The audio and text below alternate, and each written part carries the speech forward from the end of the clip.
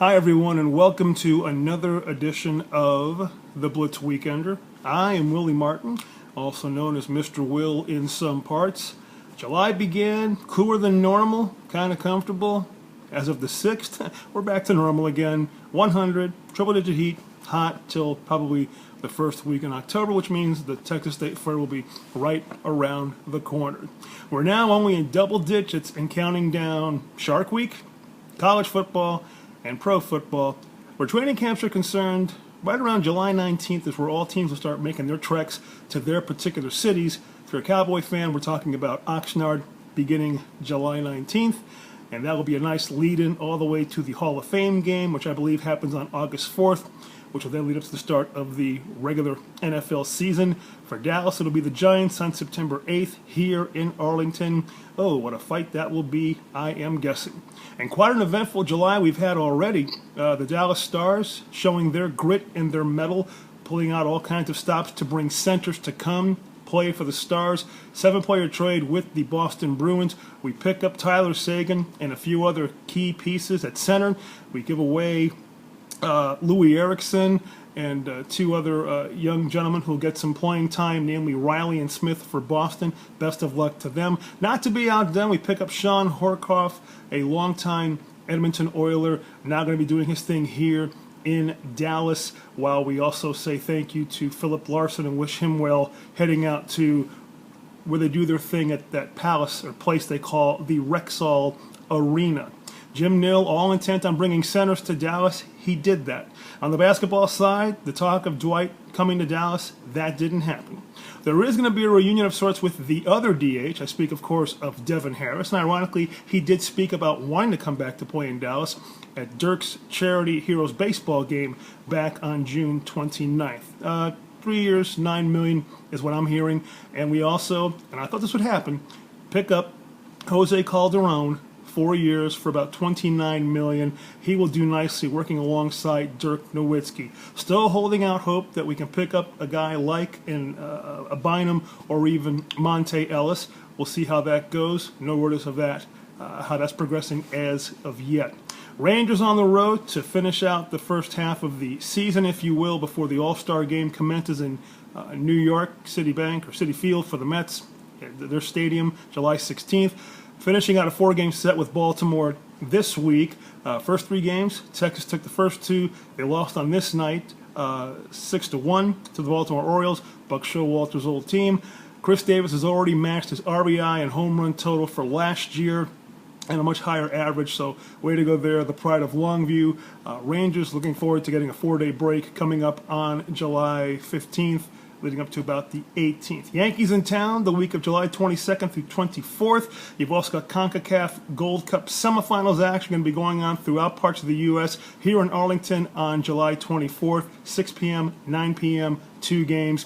You're going to want to plan accordingly for that as far as finding parking heading out to Arlington on that given week. You're also going to have a Hall of Fame induction, Texas Ranger style, for the one and only Pudge Rodriguez, Friday, July 19th.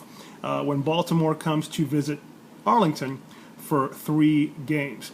And as for the weekend in question, if you are a fan of thinking about the notion of Christmas in July, I say to you to check out the RAR Brewery, capital R-A-H-R, in cooperation with helping out the Cowboy Santa's program. This is a program that helps to provide toys to children 12 and under for low-income families during the holiday season. Getting a head start on this, if you will. Head on out to their brewery. $10 is going to be the donation that they're going to be asking for, and in doing so, that fee will give you a commemorative Santa pint glass, Cowboy Santa pint glass, and all the RAR beer sampling you want to do for free. And speaking of food, 3-day event, Fair Park, this weekend, July 12th, 13th, and 14th, I speak of the Taste of Dallas. Now, 2 reasons that I would want to go for the music, because Friday night, the 12th, you're going to have Live 80 doing their thing. Say hi to John Viola for me, good friend of mine. All 80s, nonstop, constant play till they take a break, and anything you like from the 80s, from Missing Persons all the way to The Clash, they got it covered. High energy, lots of fun. Check it out. And if you're a fan of the 70s, how about the band that's been synonymous with Dallas since the beginning of time, La Freak? Numerous costume changes. All the girls come on out. Cougars too. And it's just a great, fun, raucous time. 70s, all night long, La Freak, Saturday, July 13th. Over at Fair Park. Not to mention over 200,000 tasters expected to come to Fair Park and partake in all of the fun stuff. If you are an adult, you'll have all kinds of beer and wine to sample, and there'll be over 600 different types of tents in terms of foods to sample and enjoy. And many of Dallas's top chefs will also be there for their masterpieces, prime restaurateurs, and there will be also plenty for the kids to do in terms of keeping busy. So bring your appetite, bring your musical love, bring yourself, bring some sunshade, SPF 45, bring the umbrella. A lot of fun this weekend. Taste of Dallas, Fair Park, downtown, near the Cotton Bowl, and you'll be thinking about the state of the Texas State Fair a few weeks after that.